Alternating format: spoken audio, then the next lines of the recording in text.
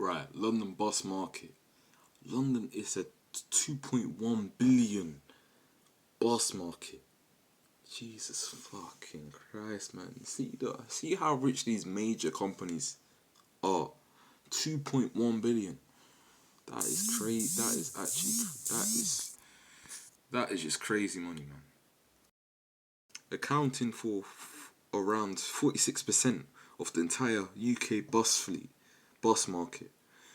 There are 9,000 buses in London. That is wild, bro. You mean to tell me there's 9,000 things roaming about in our streets, picking up passengers, getting packed each day. There's 9,000 of those roaming about the streets of London. That is fucking crazy when you think about it. With the market primarily served by 6 major operations. I see why they call them major operations. Yeah, because they're rich and they've got many expensive assets that they hold. So the 6 operators, right, is a Wrapped Group. So you Wrapped Group 1, Arriva 2, Stagecoach 3, Metroline 4. Whoa, wait, how do we have 6 major operations? What are you talking about? Oh, okay, so TFL 1, Arriva 2, Stagecoach 3, Rap Group 4. What's 5? Metroline. Yeah. Then what's 6? What's 6? Right. Anyways, moving on. Bus patronage is expected to continue to recover back to pre-COVID levels, supported by modest population growth across London, further growth in tourist volumes, continued declines in car utilisation, and investment in the expansion of the bus network. TfL's business plan expects bus patronage to grow at 4% per annum between 2025 and 2027, recovering fully to pre-COVID levels by 2027. Right, so they're mentioning tour bus, they're mentioning tourist volumes.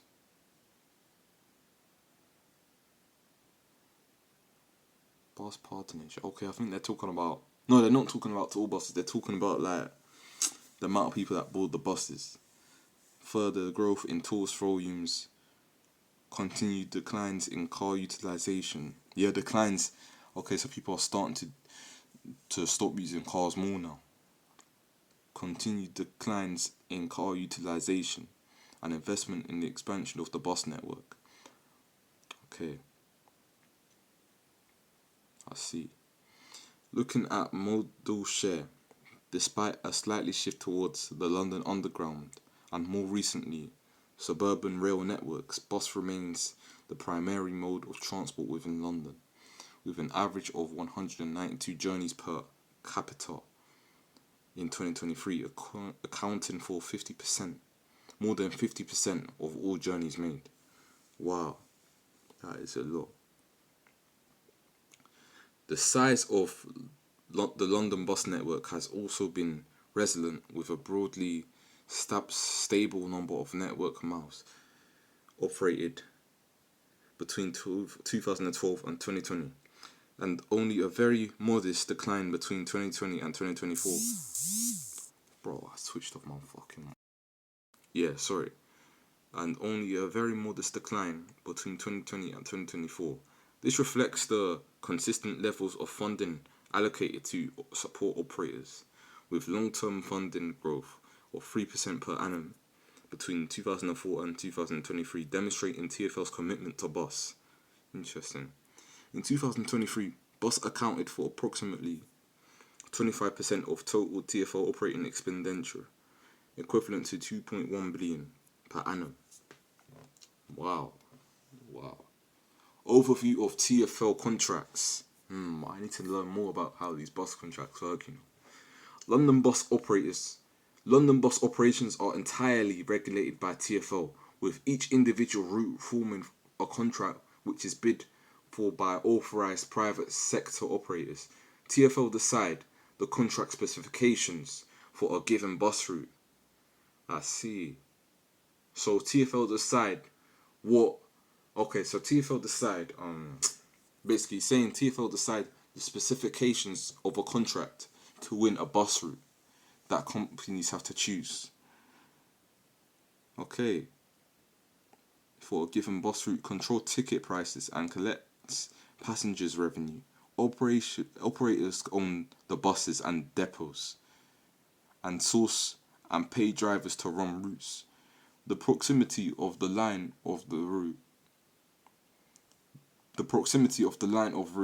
to the operator's depot and staff changeover facilities is therefore key to maximizing efficiency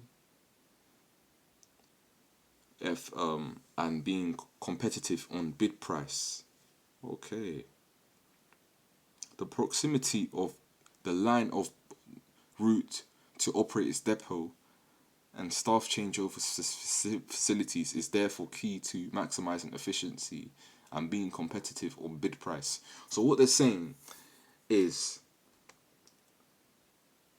right, so how will the operator's depot, right,